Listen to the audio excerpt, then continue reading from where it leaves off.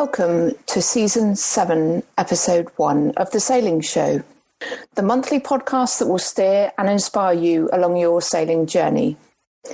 I'm Abby Ehler. I've competed in the Volvo Ocean Race and worked shoreside with the America's Cup and Sail GP.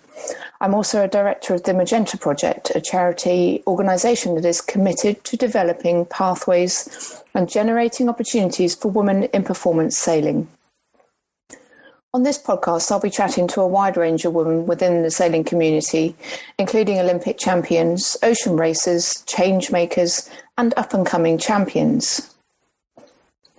On this episode, I'll be chatting to Caroline Boule, a Magenta Project Mentee who is on track to compete in her first Mini Transat campaign and has recently completed her first Atlantic crossing on board Sailing Poland the V65, one of the yachts that raced in the past Volvo Ocean Races. Now, if you're keen to find out more about the Mini Transat race itself, I'd encourage you to head to our last podcast episode where I chatted to Jamelia Tassan all about her first experience at the Mini Transat race itself. But back to this episode and my guest, Caroline, has sailed a range of dinghies and keelboats as a child, and while at university got into team racing as well as sailing the 29er. More recently, however, she has launched into the foiling Moth class, which has really struck a chord with her, combining her engineering skills and her love for sailing. I chat to Caroline as she travels back from Antigua, fresh from her first Atlantic crossing. Thank you so much for joining us. I'm excited to hear all about it. But before we get to that, I thought it'd be great if you could just paint a picture to our listeners, a bit about yourself, a bit about your sailing background, and then we'll get into what's led to this transatlantic crossing. So over to you. Hi, Abby. Thank you for having me. It's really great to be here and chat to you about my experience. So my name is Caroline. I'm 24. I'm French and Polish. I started sailing when I was really young in Poland on the lakes. And I spent my 18th first years actually in Poland, after which I moved to the UK and I started team racing there at university. I was at Imperial College and I just joined the university circuit and team race with the Imperial Sports team. And that's when I really started racing. So quite late actually. Before that, it was mainly laser sailing and other small boats. And I did some 29er sailing as well. And when I graduated, so at Imperial, I studied material science and nuclear engineering. After which I decided to do a PhD in Paris. So that's what I'm currently doing. I graduated in 2020, so I'm my second year of PhD. I'm doing a PhD in physics at École Polytechnique. I'm working on 2D materials. And on the same time, I started sailing more and more. So with my graduation, I also decided I was going to buy a Moth, which was very random. And all my friends were a bit confused by that decision. But because I worked a lot during the summers, I kind of made a bit of money on the side. So I just decided to put all my savings into that and bought my first one. And then eventually I went from event to event and decided to upgrade and buy other boats. And then was joined by a sponsor for my Moth sailing, which was an amazing opportunity for me to upgrade to a better boat, to the next set, and raise the world, because otherwise I wouldn't have the funds for it. And that's also when I met the Magenta Project, because we had a training organized, a female training camp organized just before the Moth Worlds. And I was really happy about that. It was a great opportunity for me to get to know all the other Moth sailing girls, because there's not many in the whole world. So for all of us to get together there was amazing. And I would still chat a lot and just help each other.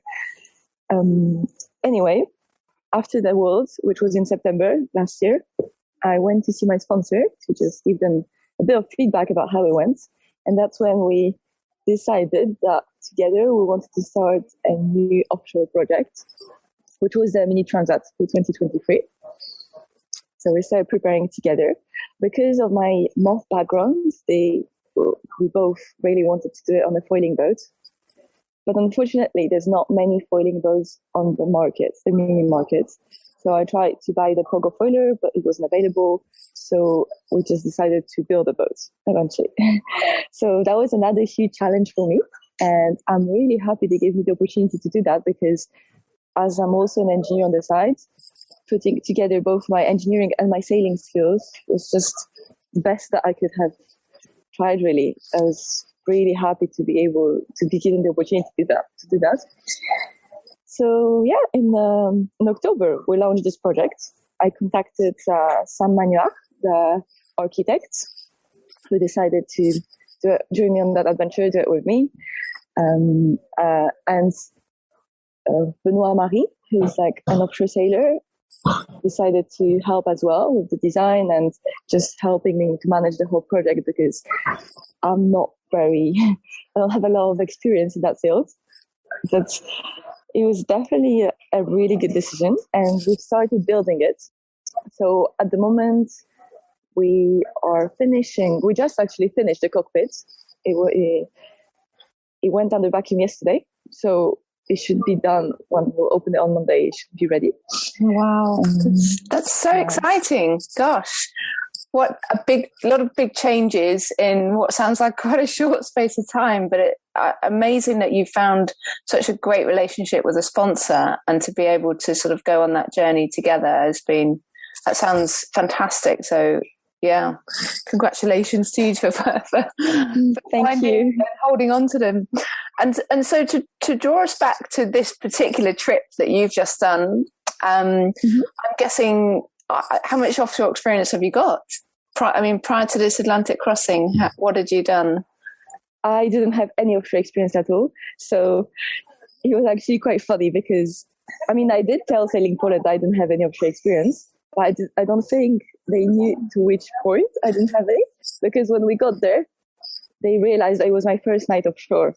So I was really, really new in the field, which is also why I'm really glad that I was able to do that, and that they gave me the opportunity to, because it's definitely much better to do my first transat with a crew, or especially with an experienced skipper and everything. I think I learned so much, and in considering that I want to do an transatlantic solo crossing, I think this is the best that could have happened to me first. Yeah, definitely. I think it's been very lucky to have found that opportunity, and a bit of a baptism of fire, because I'm sure there's many people that set off and then decide this is not for me.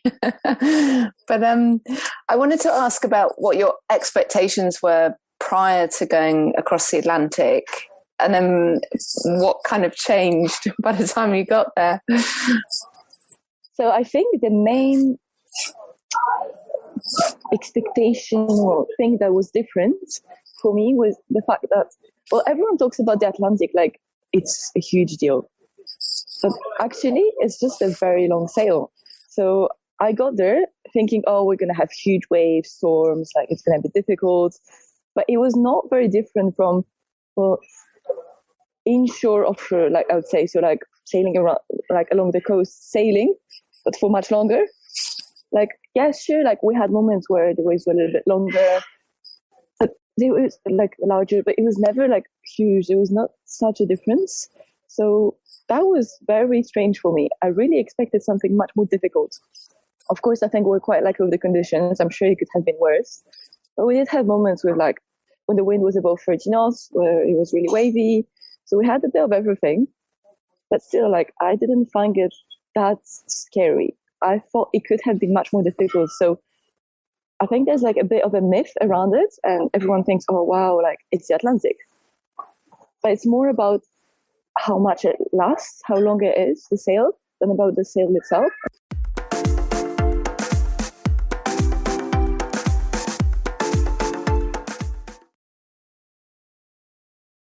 You can almost sort of build up a bit of a mental block about, oh God, it's going to be this long, it's going to be really horrendous conditions.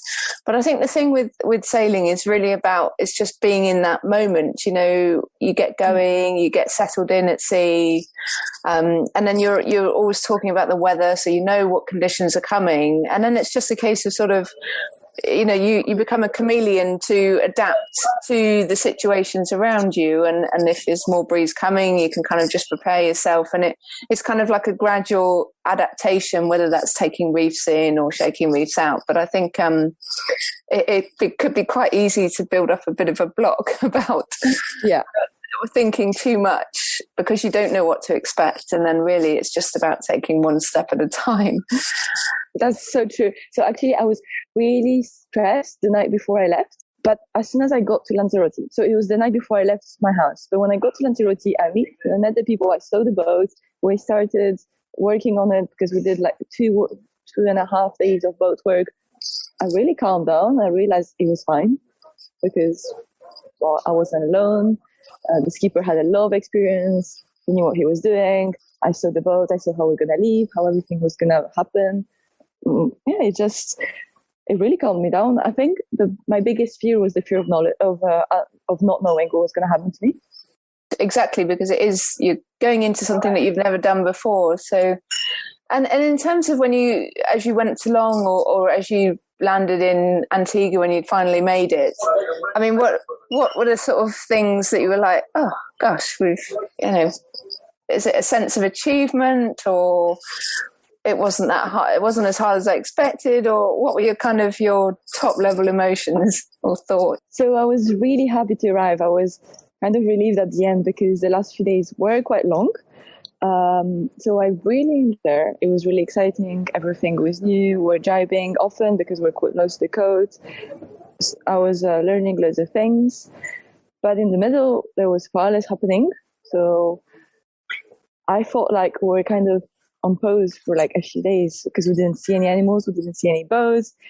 So it was a very strange feeling. 10 days short, but can also be quite long. So I think I was quite happy to arrive. The last few days were a bit difficult for me. So I was very happy. I felt like we achieved something quite big in the end. So I definitely had like this feeling of achievement, and was kind of relieved to arrive at the end as well, because we had a few gas issues. We didn't have enough gas at some points. So I think it's definitely time to arrive.